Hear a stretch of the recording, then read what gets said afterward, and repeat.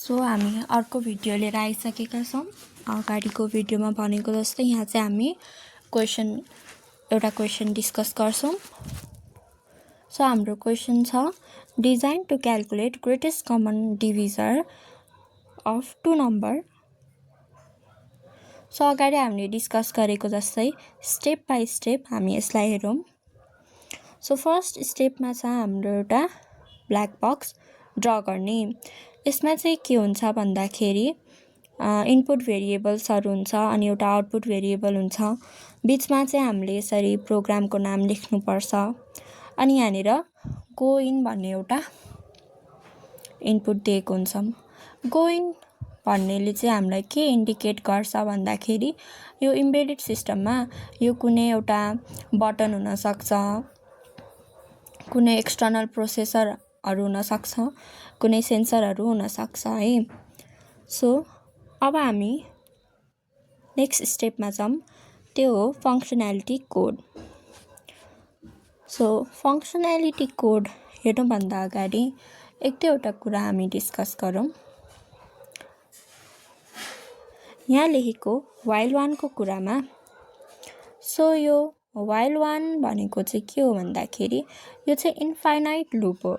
कुनै पनि अब 1 भनेको चाहिँ के हो, ट्रु भ्यालु हो भने कुनै पनि इम्बेडेड सिस्टममा चाहिँ के हुन्छ भन्दाखेरि एउटा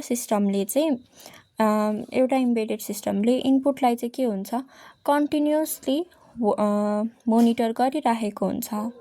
सो यही कुरा नै त्यो व्हाइल 1 ले डिनोट गर्छ र 1 भनेको अघि नभने जस्तै ट्रु हो अनि यो कोड चाहिँ के हुने रहेछ, रिपिट फरएभर हुने रहेछ। अर्को छ हाम्रो डिस्कस गर्नुपर्ने कुरा व्हाइल नट गो इन। यो भनेको चाहिँ के हो भन्दाखेरि वेटिङ फर इनपुट सिग्नल हो है। यसले चाहिँ वेटिङ फर इनपुट सिग्नललाई डिनोट गर्छ। हाम्रो एक्सक्लामेसन साइनले नटलाई डिनोट गर्छ अनि यसमा चाहिँ हामीले दुईटा कन्डिसन डिस्कस गर्छौँ। त्यो भनेको if go in equal to 0 भयो भने के हुन्छ त, not go in equal to के हुन्छ 1 हुन्छ। यसको मतलब के हुन्छ, लुपले चाहिँ वेट गर्छ, कन्टिन्युअसली वेट गर्छ है लुपले चाहिँ। अनि अर्को केस भनेको इफ गो इन चाहिँ 1 भयो भने नट गो इन के हुन्छ 0 हुन्छ। यतिखेर के हुन्छ, लुप स्टप हुन्छ।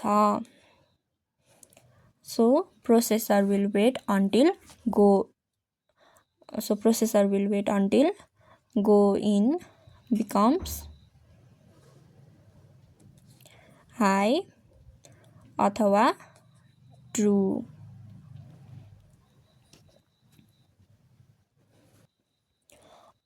अब प्रोग्राम हेरौँ।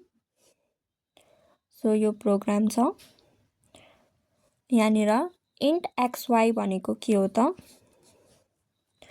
इन्ट xy भनेको भेरिएबल डिक्लेरेसन हो। जुन दुईटा भेरिएबल के हो, एउटा x हो अनि एउटा y हो। यहाँनिर चाहिँ these will store input variables. While 1 को कुरा मैले अघि भर्खर गरेँ, व्हाइल नट गो इन को कुरा पनि मैले अघि भर्खर गरेँ। अब हामी हेरौँ यो तलको statement x equal to x in र y equal to y in. So यो प्रोग्रामले चाहिँ के गर्छ भन्दाखेरि यसले चाहिँ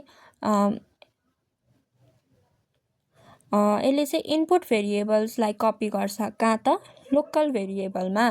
जस्तै हाम्रो x इनको भ्यालु 12 भयो र y इनको भ्यालु 8 छ भने अब एक्जिक्युसन भएपछि के हुन्छ त,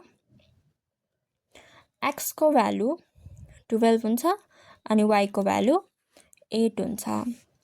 अब त्यसपछि छ हाम्रो मेन प्रोसेसिङ लुप, जुन चाहिँ कहाँ छ यहाँ, while x not equal to y। So यसले चाहिँ के गर्छ भन्दाखेरि दुईटै नम्बर इक्वल नभएसम्म चाहिँ यो यो कन्डिसन हेरिराख्छ है। त्यसपछि नेक्स्ट स्टेटमेन्टमा जान्छ तलको if x less than y. So यसले के चेक गर्छ, एक्स वाइ भन्दा सानो हो भन्ने कुरा चेक गर्छ। सो केस 1मा चाहिँ के हुन्छ त, y equal to y minus x हुन्छ। सो इफ हाम्रो एक्सको भ्यालु 8 रहेछ अनि वाइको भ्यालु 12 रहेछ भने हाम्रो नयाँ भ्यालु के हुने भयो, 12 माइनस 8 इक्वल टु 4। अब के अपडेट हुने भयो त, यहाँनिर एक्स इक्वल टु 8 अनि वाइ इक्वल टु 4 अपडेट हुने भयो। यो कन्डिसन होइन रहेछ भने यसले के गर्छ, केस 2मा जान्छ, जहाँ चाहिँ के हुन्छ, सपोज एक्स इक्वल टु ए छ, वाइ इक्वल टु 4 छ। अब के हुने भयो, एक्स इक्वल टु 8 माइनस 4, यो भनेको 4 भयो। अब के हुने भयो, यहाँनिर अपडेट भएर एक्सको भ्यालु पनि 4, वाइको भ्यालु पनि 4 हुने भयो। यो भनेको एक्स इक्वल टु वाइ भयो कि भएन, भयो। सो यो कन्डिसन करेक्ट भएपछि हाम्रो डी आउट के हुन्छ, एक्समा इक्वल हुन्छ। सो अब के भयो, दुइटै भ्यालु इक्वल भइसकेपछि x equal to y equal to के हुन्छ, जिसिडी हुन्छ। र यो रिजल्ट चाहिँ के कहाँ हुने भयो, आउटपुटमा पठाउँछौँ। सो अब डी आउटको भ्यालु के हुने भयो, 4 हुने भयो।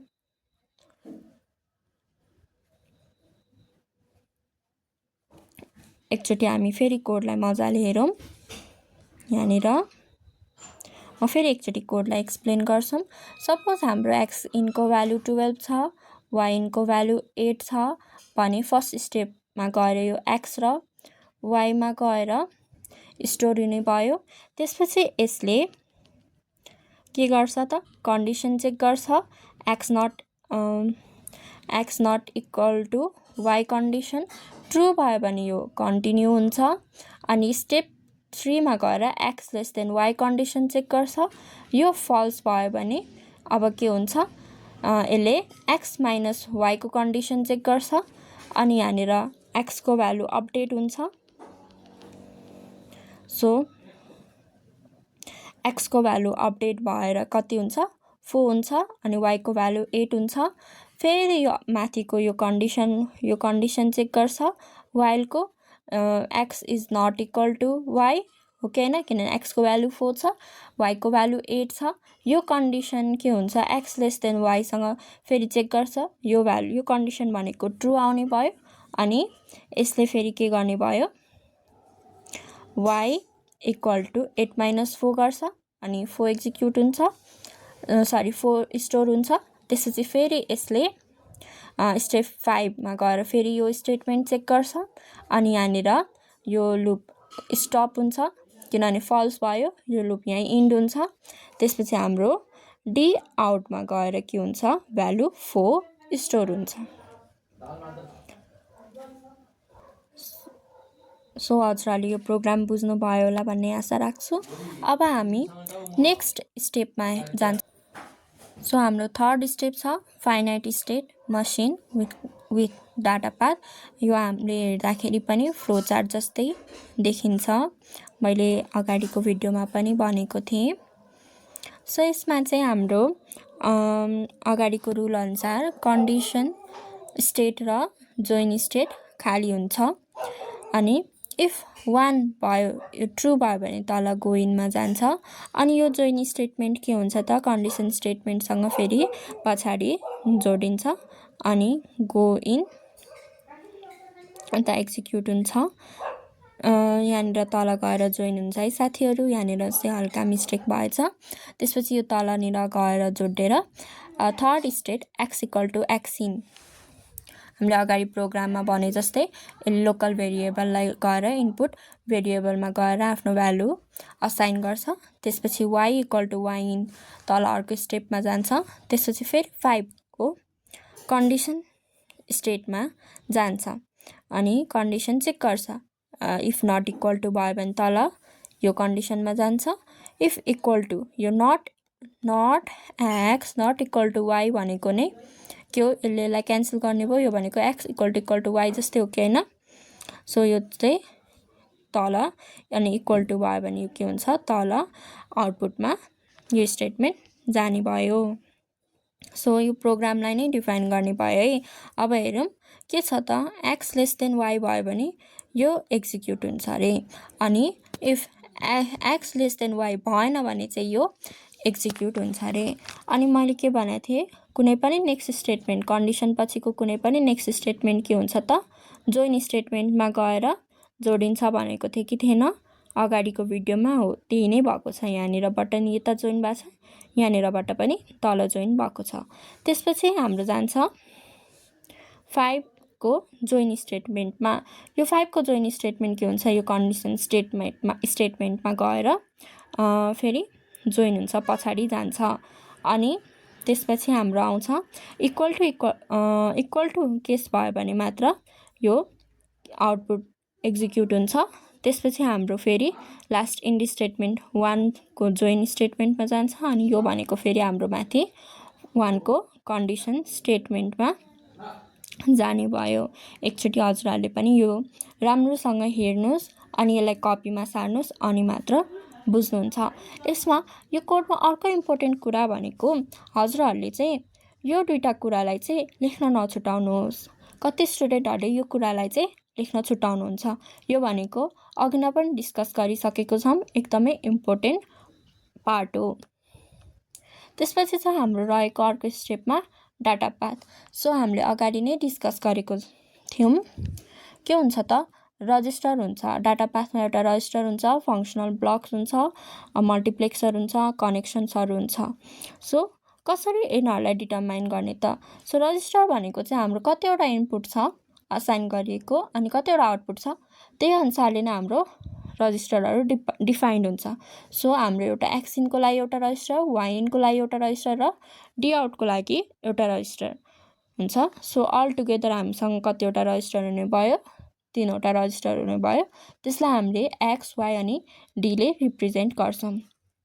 त्यसपछि चाहिँ हाम्रो अर्को भनेको फङ्सनल ब्लक। सो फङ्सनल ब्लकले चाहिँ अर्थमेटिक अनि रिलेसनल अपरेसन अथवा लजिकल अपरेसनलाई डिफाइन गर्छ। So x minus y, y minus x, x not equal to y अनि एक्स लेस देन वाइ, यो प्रोग्रामको लागि है।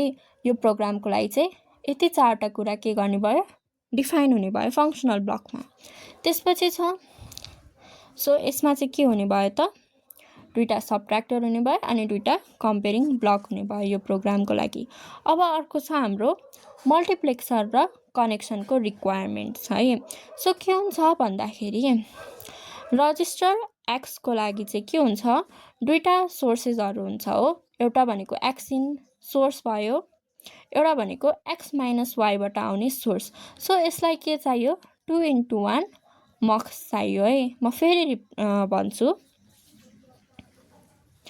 रजिस्टर एक्सको लागि चाहिँ के हुने भयो, यसको दुईवटा सोर्स हुने भयो, एउटा भनेको एक्स इन र एक्स माइनस वाइ, ओके होइन। सो यसको लागि हामीलाई चाहियो एउटा 2x1 मल्टिप्लेक्सर। सिमिलरली वाइ रजिस्टरको पनि सेम केस हुन्छ, यसमा चाहिँ के हुने भयो, वाइ इन र वाइ माइनस एक्स हुन्छ। त्यसैले यसको लागि पनि 2x1 मक्स रिक्वायर्ड हुन्छ। अब अर्को रहेको छ कनेक्सनको कुरा। सो यो कनेक्सनको कुरा चाहिँ म डाटा पाथमै एक्सप्लेन गर्छु है। कनेक्सन भनेको चाहिँ के पोर्सनहरू ब्लकमा कसरी कनेक्ट भएको छ भन्ने कुराहरू रिप्रेजेन्ट गर्ने हो नि त, यसले कनेक्सन देखाउने हो नि त। सो यो चाहिँ हामी डाटा पाथमा हेरौँ। अर्को छ हाम्रो कन्ट्रोल सिग्नल्स। सो हाम्रो यिनीहरू चाहिँ यिनीहरूमा चाहिँ युनिक आइडेन्टिफायरहरू युज हुन्छ है।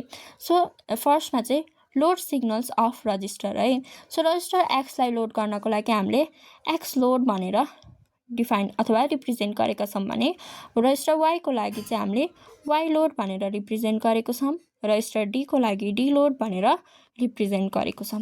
त्यसपछि मल्टिप्लेक्सरको लागि सेलेक्सन लाइन चाहियो, त्यसैले एक्सको लागि एक्स सेलेक्सन लाइन अनि वाइको लागि वाइ सेलेक्सन लाइन। त्यसपछि छ हाम्रो लजिकल ब्लकको लागि हाम्रो x not equal to y लाई चाहिँ के गर्छौं त x not equal to y यसरी लेख्छौं अनि x लेस देन y को लागि हाम्रो कन्ट्रोल सिग्नल भनेको x लेस देन y भनेर लेख्छौं। यहाँ पनि हामीले देख्न सक्छौं। सो अब डाटा पाथ हेरौँ है। सो यहाँनिर चाहिँ एउटा के गरेको छौं भने x रजिस्टरको लागि 2x1 मल्टिप्लेक्सर, y रजिस्टरको लागि 2x1 मल्टिप्लेक्सर राखेको छौं। सबभन्दा इम्पोर्टेन्ट पार्ट त यो रजिस्टरहरुको लागि हो। सो भेरिएबलहरु चाहिँ के हुन्छ रजिस्टरमा चेन्ज हुन्छ भनेको थियौं नि। यो तीनटा रजिस्टर हामीले देख्न सक्छौं र यहाँनिर इम्पोर्टेन्ट पार्ट हामीले रजिस्टर बनाउँदा यस्तो ट्रायंगल शेप चाहिँ बनाउनु पर्छ है, नबिर्सिनु। सो यहाँनिर हामीले तीनटा रजिस्टर पनि तीनटा रजिस्टर पनि हामीले देखिसक्यौं। अब त्यसपछि चाहिँ हाम्रो लजिकल अपरेसन अनि अर्थमेटिक अपरेसन जुन भनेको हामीले अगाडि पनि के भनेको थियौं यहाँनिर फंक्सनल ब्लक भनेर हामीले रिप्रेजेन्ट गर्छौं। सो यहाँनिर हामीसँग चारटा फंक्सनल ब्लकहरु छ अनि एउटा चाहिँ यहाँनिर कस्तो खालको फंक्सनल ब्लक हो, यहाँ पनि माइनस छ यहाँ पनि माइनस छ नि त। सो यो के को लागि अपरेसन भइराखेको हो यहाँ तलपट्टि हामीले लेख्नुपर्छ है। सबै फंक्सनल ब्लकको तलपट्टि हामीले लेख्नुपर्छ जुनसुकै प्रोग्राम गर्दा पनि।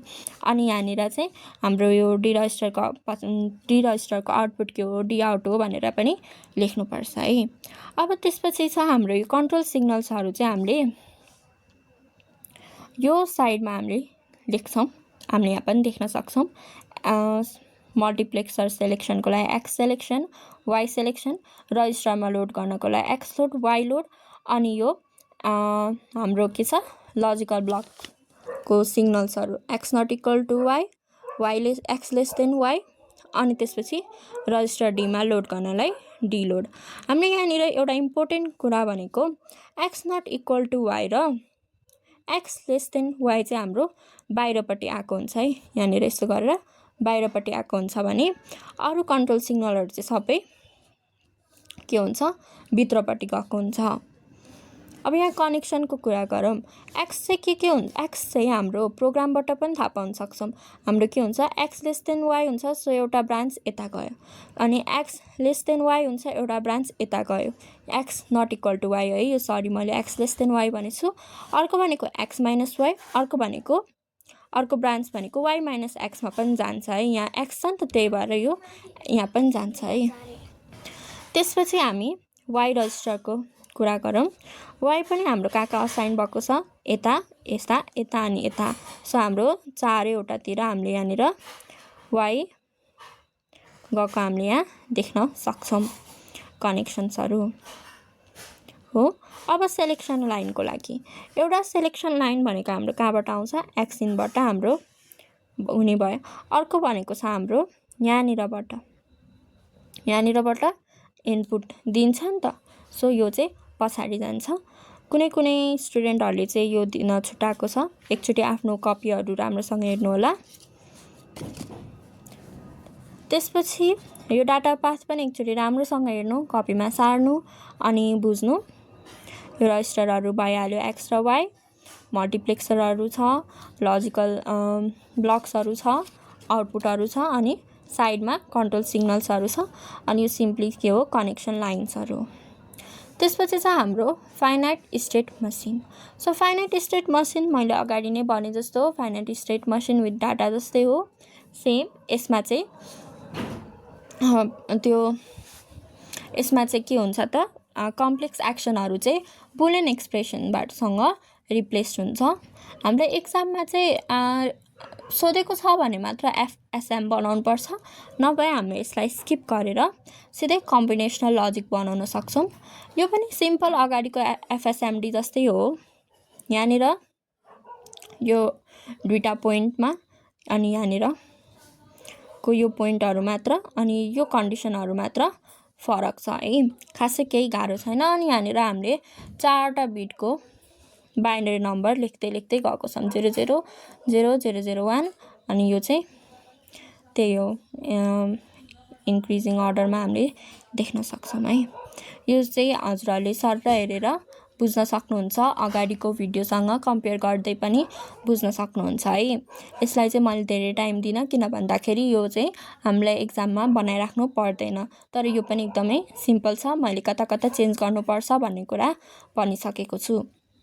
अब हामी जाउँ लास्ट टपिक अथवा लास्ट स्टेप कम्बिनेसनल लजिकमा। सो हाम्रो अघि नै भनिसके, गोइन भनेको कुनै एउटा बटन हुनसक्छ, सेन्सर हुनसक्छ इम्बेडेड सिस्टममा। अनि हाम्रो यहाँनिर साइडमा चाहिँ सेलेक्सन लाइन्सहरू बनाउँछौँ। अनि यो भनेको चाहिँ यहाँनिर अब भित्रपट्टि गएको हुन्छ, ठ्याक्क उल्टो भित्रपट्टि कम्बिनेसनल लजिकको भित्रपट्टि गएको हुन्छ भने अरू सेलेक्सन लाइनहरू चाहिँ कम्बिनेसनल लजिकको बाहिरपट्टि आएको हुन्छ। त्यसपछि छ हाम्रो स्टेट रजिस्टर। स्टेट रजिस्टरको कुरा पनि मैले अगाडिको भिडियोमा भनेको थिएँ। अब के हो यसको कुरा हेरौँ। सो स्टेट रजिस्टर थाहा पाउनको लागि चाहिँ हामीले लग 2 अनि number of code lines use गर्नुपर्छ भनेको थिएँ। सो यहाँनिर चाहिँ नम्बर अफ कोड लाइन कति भयो, 9। सो यहाँनिर कसरी मैले यो 9 लेखेँ भन्दाखेरि यहाँ पनि हामीले देख्न सक्छौँ, यहाँनिर 9 नै हाम्रो नम्बर अफ कोड लाइन्स छ है। अथवा अगाडि पनि सेम यहाँ पनि 9 नै छ। यहाँनिर चाहिँ मैले लेखेको रहन्छु, तर यो नम्बर अफ कोड चाहिँ हाम्रो कति भयो, 9 भयो। यो भनेको हामीले क्यालकुलेटरमा लग बेस 2 9 राख्यौँ भने हाम्रो भ्यालु भनेको यति आउँछ।